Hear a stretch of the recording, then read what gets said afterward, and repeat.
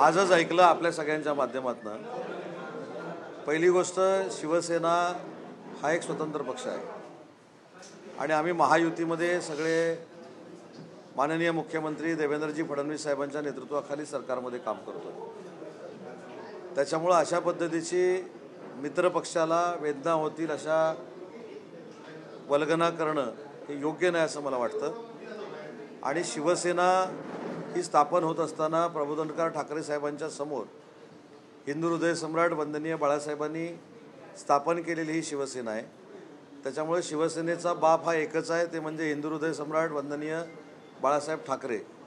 त्याच्यामुळं सरकारमधल्याच आमदारांनी अशा पद्धतीनं बोलणं योग्य आहे असं मला वाटत नाही।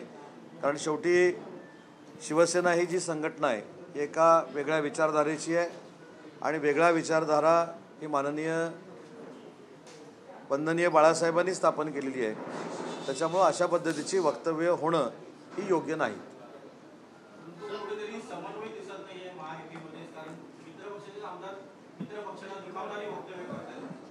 नाही, समन्वय म्हणण्यापेक्षा प्रत्येकानं ठरवून घेतलं पाहिजे ना आपण काय बोललं पाहिजे, काय बोलून समोरचा दुखावू शकतो।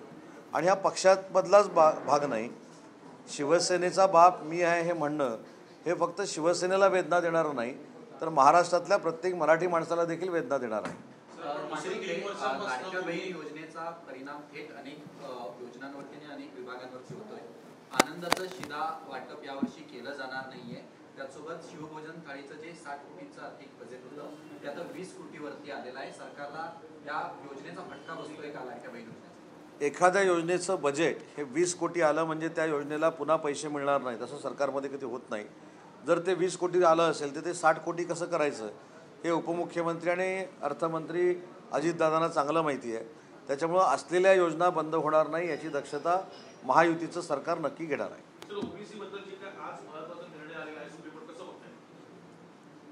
अनेक वर्ष हा संघर्ष सुप्रीम कोर्टामध्ये केला होता। हे राजकीय म्हणून सांगत नाही, परंतु 3 वर्षापूर्वीचं सरकार जे स्थापन झालेलं होतं महाराष्ट्रामध्ये, त्या सरकारनं कुठेही सर्वोच्च न्यायालयाकडे ओबीसीना न्याय मिळावा अशा पद्धतीची भूमिका घेतलेली नव्हती। अनेक वेळा वकील देखील कोर्टामध्ये उभे राहिलेले नव्हते, परंतु एकनाथ शिंदेसाहेब मुख्यमंत्री झाल्यानंतर आणि त्याच्यानंतर देवेंद्रजी मुख्यमंत्री झाल्यानंतर या महाराष्ट्रातल्या ओबीसी घटकातल्या लोकप्रतिनिधींना आज न्याय मिळाला आहे। ओबीसी समाजाची मागणी सुप्रीम कोर्टानं आज मान्य केली, त्याबद्दल आम्हाला सगळ्यांनाच मनापासूनचा आनंद आहे।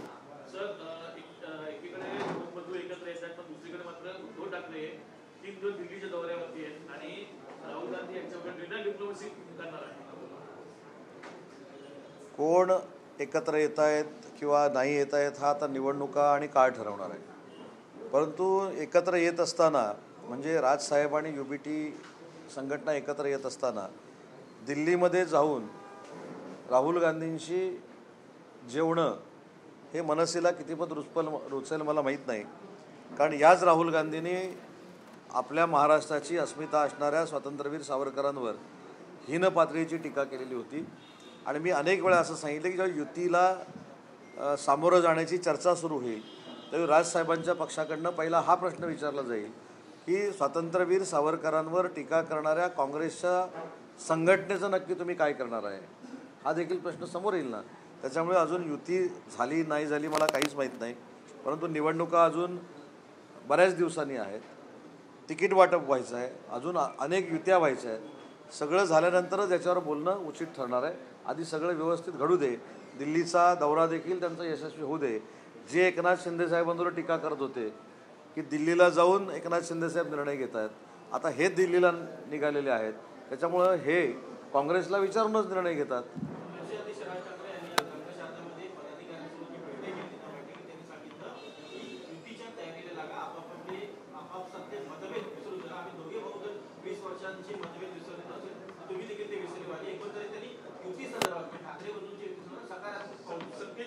नाही, मला असं वाटतं की त्यांनी सकारात्मक जर संकेत दिले असते तर मी कशाला बोलायचं।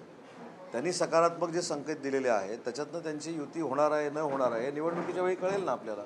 आजच आपण निवडणुकीचे आराखडे बांधणं आणि युती झाली म्हणून तुम्ही काय करणार याच्यावर आम्ही काही आपलं मत मांडणं हे सध्या तरी आजच्या दिवशी योग्य नाही.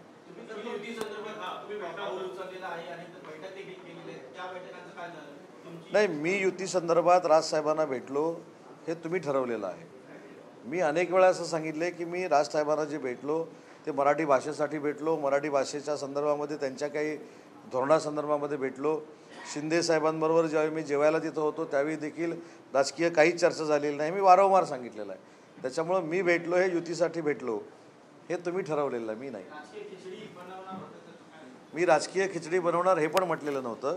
मी करोनातली खिचडी खायला गेलेलो नव्हतो, मी राजसाहेबांच्या घरची खिचडी खायला गेलो होतो असं बोललो होतो.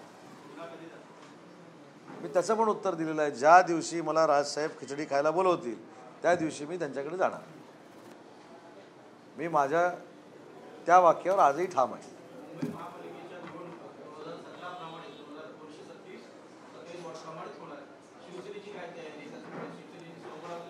शिवसेनेची महायुती करून लढण्याचीच तयारी आहे. शिवसेनेच्या संदर्भामधल्या सगळ्या मुंबईच्या बैठका सुरू आहेत. आज देखील आम्ही पार्टी ऑफिसमध्ये एक या संदर्भामधली चर्चा केली. त्याच्यामुळे शिवसेना देखील निवडणुकीला सामोरं जायला सज्ज झालेली आहे.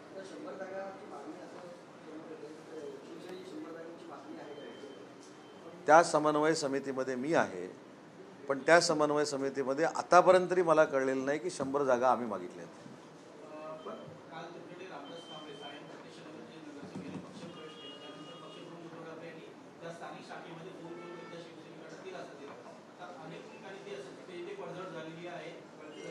नाही, तुमच्या एक लक्षात आलं असेल की तुमच्या माध्यमातून गेले 7-8 दिवस मी बातमी अशी एक बघत होतो की मनसे आणि शिवसेना भविष्यामध्ये म्हणजे UBT ही एकत्र येणार आहे म्हणून आमच्याकडे येण्याचा योग काय तो थांबलेला आहे, प्रवाह थांबलेला आहे. त्याला उत्तर दिलं आहे, त्याला उत्तर आहे. त्याच्यामुळं ओघ काय थांबलेला नाही. माननीय एकनाथ शिंदे साहेबांवर मुंबईकरांचं देखील प्रेम आहे हे या निवडणुकीतनं सिद्ध होईल.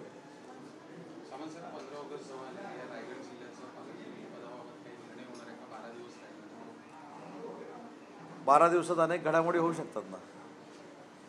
15 तारीख यायला 12 दिवस अजून शिल्लक आहेत. त्याच्यामुळे 12 दिवस आपण प्रतीक्षा करायला काही हरकत नाही. नाही, झेंडावंदनाचा मान देखील भरत शेठ गोगावलेंनाच मिळावा ही आमची मुख्यमंत्र्यांकडे मागणी राहणार आहे. रायगडचं समीकरण बघितलं तर जास्त आमदार हे शिवसेनेचे आहेत, तरी देखील पालकमंत्रीपद इतक्या वेळ कार करणं काय नेमकं कारण आहे? आतापर्यंत जर पाहायला गेलं तर शिवसेनेच्या आमदारांनी आग्रही मागणी ठेवली आहे की आपले आमदार ते एका ठिकाणी जास्त आहेत, त्यामुळे आम्हाला पालकमंत्रीपद. आजही वैयक्तिक एक शिवसैनिक म्हणून आणि शिवसेनेमध्ये एकनाथ शिंदे साहेबांच्या नेतृत्वाखाली काम करणारे कार्यकर्ता म्हणून आज देखील माझी मनापासूनची हीच इच्छा आहे की भरत शेठ गोगावले हेच रायगडचे पालकमंत्री झाले पाहिजे.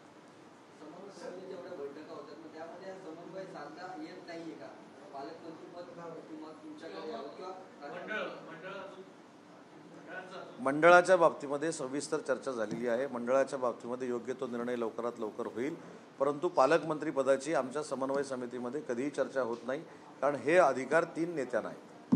शिवसैनिक म्हणून तुमची काय इच्छा आहे की मुंबई महापालिकेमध्ये शिवसेनेने किती जागा लढवाव्या? माझी इच्छा भरपूर जागा लढवाव्या ही आहे. शिवसेनेनं मुंबई महानगरपालिकेमध्ये भरपूर जागा लढवाव्यात, जास्त जागा लढवाव्यात. उद्धव जी और राज ठाकरे जी दोनों साथ में आ रहे हैं, लेकिन कहीं ना कहीं कल जिस तरह से उद्धव ठाकरे जी दिल्ली जाने वाले हैं उसकी बात सामने आई है. राहुल गांधी जी के साथ नहीं, जो लोग माननीय एकनाथ शिंदे साहब दिल्ली में जाने के बाद टीका टिप्पणी करते हैं वो राहुल जी को मिलने के लिए दिल्ली जा रहे हैं, ऐसे आपसे मैंने सुना है. तो UBT जो है वो कांग्रेस के ही इशारे पे चलती है, ये सिद्ध हुआ है.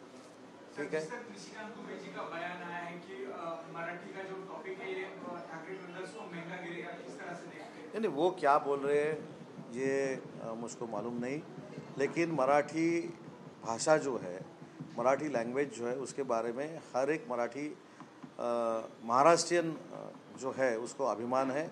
और अगर उसके ऊपर कोई अन्याय करता है तो शिवसेना भी आगे जाके उसका विरोध करेगी.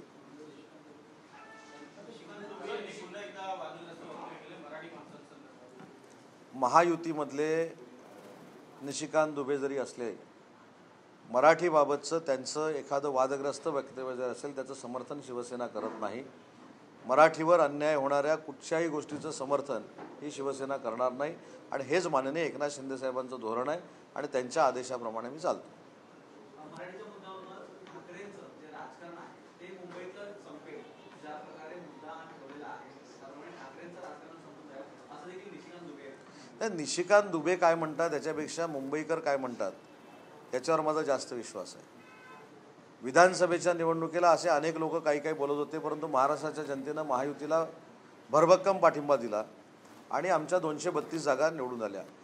याचीच पुनरावृत्ती मुंबई महानगरपालिकेमध्ये येणार आहे. कोणीही कितीही आरोप प्रत्यारोप केले तरी महायुतीची सत्ता ही मुंबई महानगरपालिकेवर येऊन भगवा फडकणार आहे.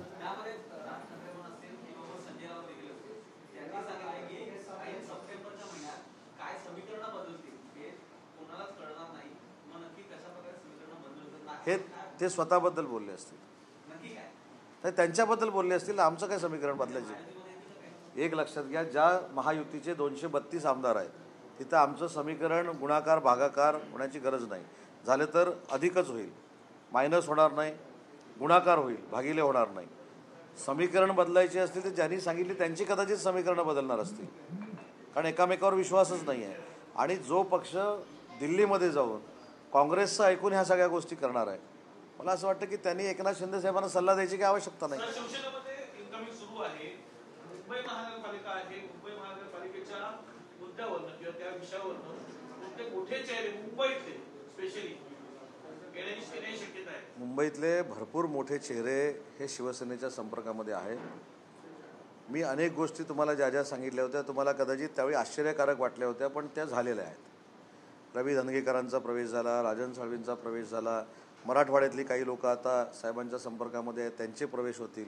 तसेच मुंबई महानगरपालिकेचे अनेक लोक हे साहेबांच्या संपर्कामध्ये आहेत आणि त्यांचे महानगरपालिकेच्या अगोदर नक्की प्रवेश होतील. सर, एका ठिकाणी शिवसेनेमध्ये मोठमोठे पक्षप्रवेश होत आहेत, दुसऱ्या ठिकाणी ॲडव्होकेट असीम सरोदे आहेत, त्यांनी असं स्टेटमेंट केलेलं आहे की ते शिवसेनेची कारकीर्द संपेल, एकनाथ शिंदेची कारकीर्द संपेल सप्टेंबरमध्ये. तर त्यांनी असं सुप्रीम कोर्ट काहीतरी आम्ही हे गेले 3.5 वर्ष ऐकतोय की एकनाथ शिंदे साहेबांची कारकीर्द संपेल, शिवसेनेची कारकीर्द संपेल. शेवटी महानगरपालिका आणि स्थानिक स्वराज्य संस्था आल्यानंतर जी लोक ज्यांचं समर्थन करतात त्यांच्यासाठी हे बोलावं लागतं. या 3.5 वर्षामध्ये कुठेही आम्हाला कोणी नख लावलेलं नाही आणि आम्ही सुप्रीम कोर्टामध्ये खरे पुरावे सादर केलेले आहेत. आणि खरे पुरावे सादर करत असताना शिवसेना पक्षामध्ये वंदनीय बाळासाहेबांच्या विचारानं चालणाऱ्या शिवसेना पक्षामध्ये लोकशाही आहे हे सिद्ध करण्यासाठी आम्ही निवडणुकांना देखील पक्षीय सामोरं जातो, जे UBTमध्ये कधीच होत नाही.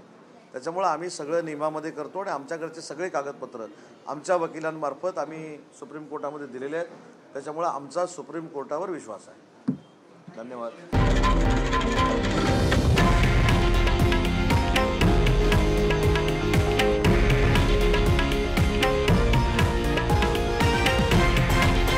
हे आहे देशातील नंबर 1 न्यूज नेटवर्क आणि आपण पाहत आहात TV9 मराठी, एकमेव.